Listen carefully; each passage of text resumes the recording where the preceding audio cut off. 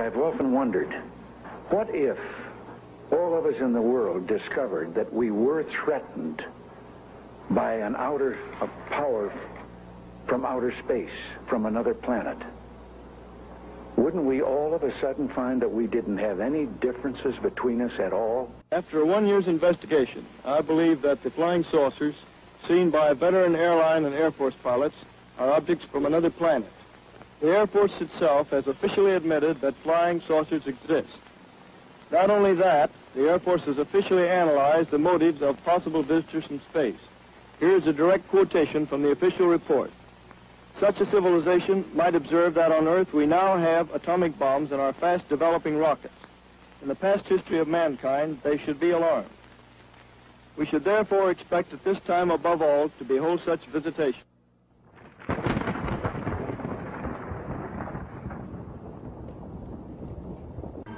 Gentlemen, the next war will not be an international war, but an intergalactic war. Many of our leaders, whom are also Freemasons, know we are at war with an extraterrestrial race. Now, many of you may not believe in flying saucers, but I have to. My father chased them for the government. What I'm about to show you is perhaps even more unbelievable. Did you know, for instance, that we have a United States Space Force?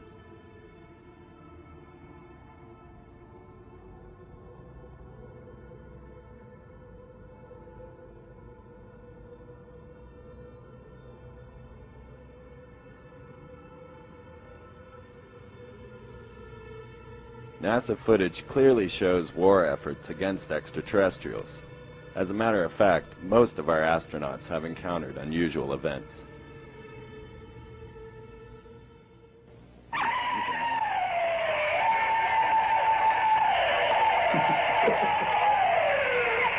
This is Apollo Control. Still no explanation. The weird noises emanating from Apollo 11, if indeed it is from Apollo 11. Perhaps we'll all shake out later in the mission as to what these strange noises are.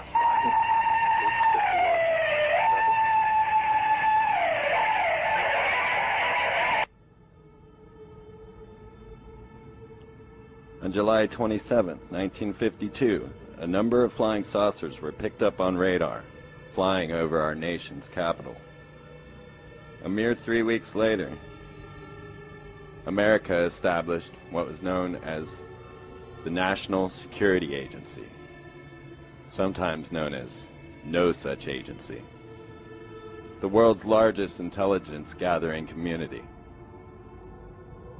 They're credited with creating the internet and electromagnetic tape.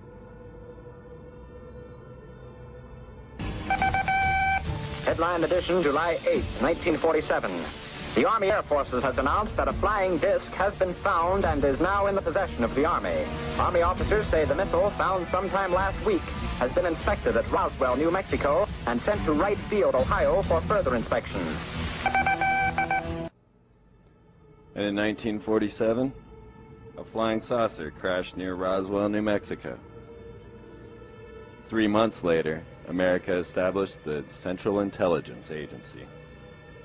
Known for its use of mind-altering technologies, under MKUltra, the CIA conducted memory experiments on thousands of unknowing people. They used LSD and other drugs, brainwashing, hypnosis, and many other mind control techniques.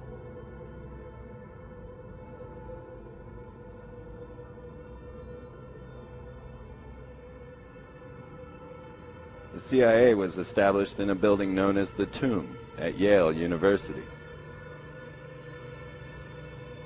The Tomb is also the temple of the Skull and Bones Society.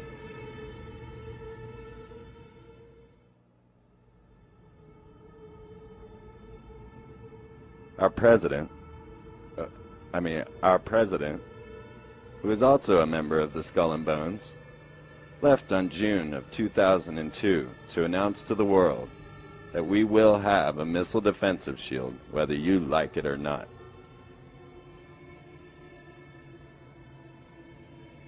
He was greeted at the airports as a Nazi,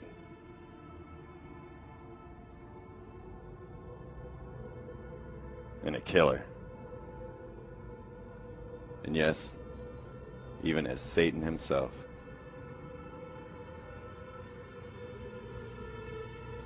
But the deal was done. America officially backed out of the Strategic Arms Limitation Treaty and now has what can only be termed a force field over the country. But so do the Soviets, the Chinese, and a number of other countries as well. It was decided the control of the missile defensive shield would go to Cheyenne Mountain, Colorado Springs. This is where NORAD and Space Command are also stationed. So what is a missile defensive shield? HAARP has been presented to the public as a program of scientific and academic research. U.S. documents, however, seem to suggest HAARP's main objective is to exploit the ionosphere for the Department of Defense. HAARP stands for the High Frequency Active Auroral Research Program. It is based in Gakona, Alaska. It is jointly managed by the U.S. Air Force and the U.S. Navy. It is part of a new generation of sophisticated weaponry under the U.S. Strategic Defense Initiative, otherwise known as Star Wars. Operated by the Air Force Research Laboratory Space Vehicles Directorate, HAARP constitutes a system of powerful antennas capable of creating controlled local modifications of the ionosphere, which can disrupt human mental processes, jam all global communications, change weather patterns over large areas, interfere with wildlife migration patterns, negatively affect your health, and unnaturally impact the Earth's upper atmosphere.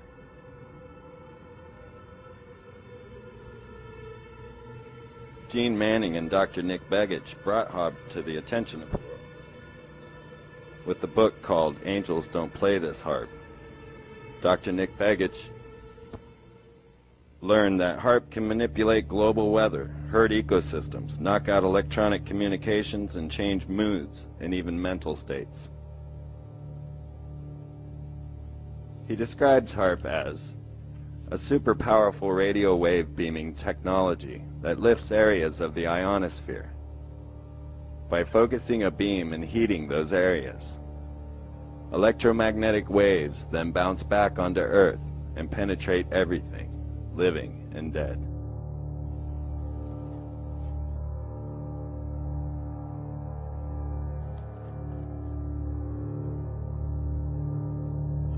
According to Dr. Bernard Eastland's patent, HAARP can cause total disruption of communications over a very large portion of the Earth, disrupting not only land-based communications, but also airborne communications, and sea communications as well. Can missile or aircraft destruction, deflection, or confusion, and weather modification.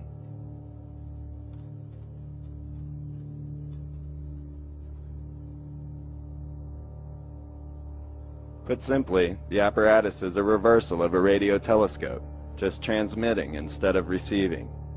It will boil the upper atmosphere. Captain Tyler, director of the United States Navy Electromagnetic Radiation Project, states that effects which could be stimulated chemically could also be stimulated electrically. With the right electromagnetic field, for example, you might be able to produce the same effects as psychoactive.